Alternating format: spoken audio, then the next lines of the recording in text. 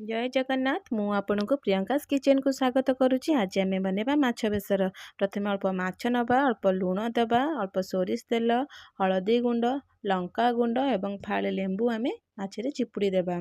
तापरे आम माछ को भल भाव मैरिनेट करनवा।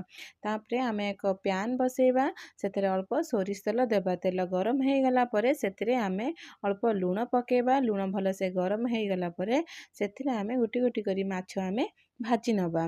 देखंतु आमर माछर गोटे पट साइड भल भाव भाजी हो जाइए। आम माछर अन्य पट साइड एबे आम भाजवाक देवा।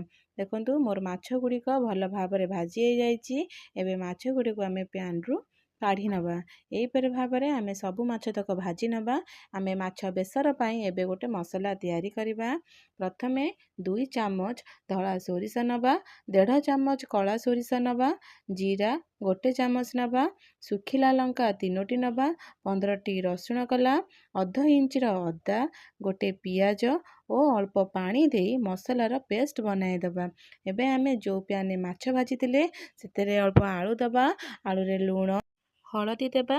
तापर आम आलू गुड़ी को भल भाव में भाजी नवा। देखंतु आलू गुड़ी मोर एबे भजा हो जाइए। एबे आम गोटे कढ़ई बसैकी सेतिरे अल्प तेल दे लंका फुटेकी अल्प पियाज को भल भाव में भाजी दबा। सेतिरे मसला पेस्ट को दबा। सेतिरे अल्प लंका गुंड हलदी गुंड दबा। तापर मसला को भल भाव से भाजी नवा। मसला न लगे सेतिरे आम अल्प पानी दबा। पानी देकी मसला को भल से भाजी दबा। भाजी देकी 5 मिनट पई आम मसला को सिझिबा को दे दबा। देखंतु एबे मो मसला को सिझिया को देली। एबे हमर मसला सिझी जाइए। 2टी टमाटो दबा। टमाटो को भल भाव में आम भाजी दबा। टमाटो सिझिबा पई आम मसला को 5 मिनट पई कि घोड़े की छाड़ी दबा। देखंतु एबे हमर टमाटो सिझी जाइए। एबे आम खंडे आंबुल दबा। भजा आलू दबा को भल भाव में आम कषी दबा। आलू को आम सिझिबा पई 5 मिनट पई कि आम छाड़ी दबा। आलू हमर भल भाव में सिझी जिवो। देखंतु एबे हमर आलू भल भाव में सिझी जाइए। एबे आम सेथिरे गरम पानी दबा, स्वाद अनुसार लूण दबा एवं तकारी को फुटिबा को छाड़ी दबा। देखंतु आम एबे तकारी फुटिबा पई एबे आम घोड़े दबा। देखंतु हमर एबे तकारी भल भाव में फुटी जाइए।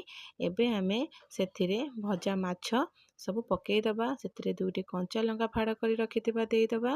देखंतु हम तकारी की भल भाव में फुटिबा को दबा। एबे हमर तकारी हो जाइए। सेतिरे आम धनिया पत्र पकई दबा। देखंतु हमर एबे तकारी हो गला।